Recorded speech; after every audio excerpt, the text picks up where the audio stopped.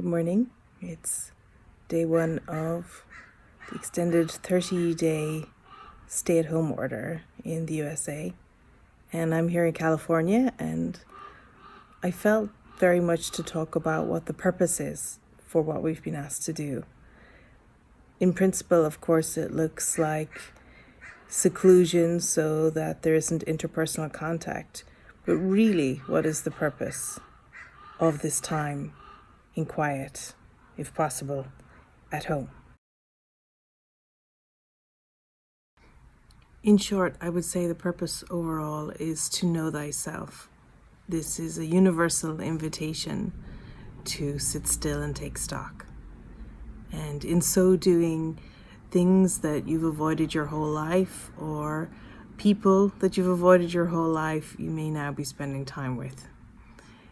And the invitation really is to go quiet and still and simply allow this to catch up with you and take a good look at it, questioning everything, all your perceptions around this story that you've been concocting about your own life, about yourself, and about others. And in this pause, the invitation is to look with the spirit in you and find innocence in ourselves and others. And so I felt for the next 30 days that we could learn to wind down deeper into the mind and open up to sitting still together. Sometimes there's a fear that comes of stillness and quiet, and you've probably already experienced the busyness around the house and then the distractions of TV and multimedia and social media. And now I feel in the mind today there's a stilling and a quiet, because there's an understanding that you can't sustain even the way you've been living during this time of stay at home, self-quarantine, self-isolation. And so there's inherently in the mind an awareness that the invitation is growing deeper and more immediate to simply step back and be. You've probably found yourself searching the news for more information, to know something, to learn something new.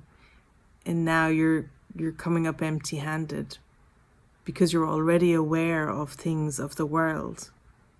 And now the invitation is to become aware of what it's for. And this isolation is not a personal sense of isolation.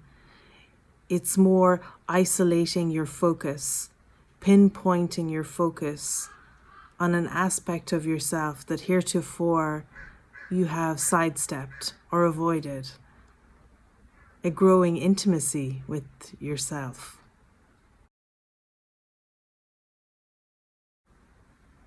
For many people, this level of an invitation to this depth of intimacy only comes when they're nearing death, or perhaps they've had an illness for a long time and been sequestered.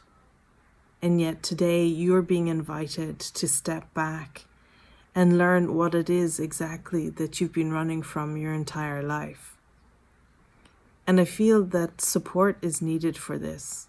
And I'm going to be sharing many tools and ideas for how you can best approach allowing yourself to drop in deeper, even if that whole idea is something that's completely new for you. This is the end of processing. This is the end of rehashing stories in your mind and trying to figure out what went right and what went wrong. We're really coming into a much deeper understanding of what acceptance is. And I've been speaking about this for a while now. The first step to that is allowance. And that means allowing everything that was seemingly and is seemingly simply to be there as it is. And without judgment or interpretation, to just accept that that's how it seems to be, rather than trying to fix or change or uplift or move on.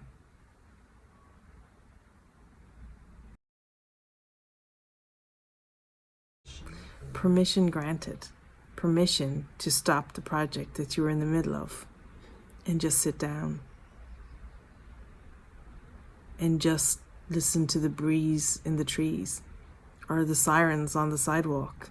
Whatever is going by outside your window on the world today, this is permission to allow yourself to simply step aside, sit on the pile of laundry. Whatever it is, don't put it off another moment till something else is done. To just sit and be for 1 minute even. And allow yourself to really look around the room you're in, out the window that's beside you, and take a look at the world without any thoughts or interactions or judgments.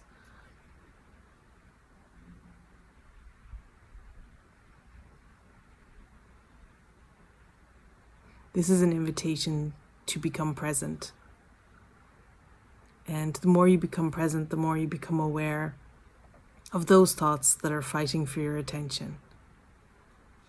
But for 1 minute, you can sit still.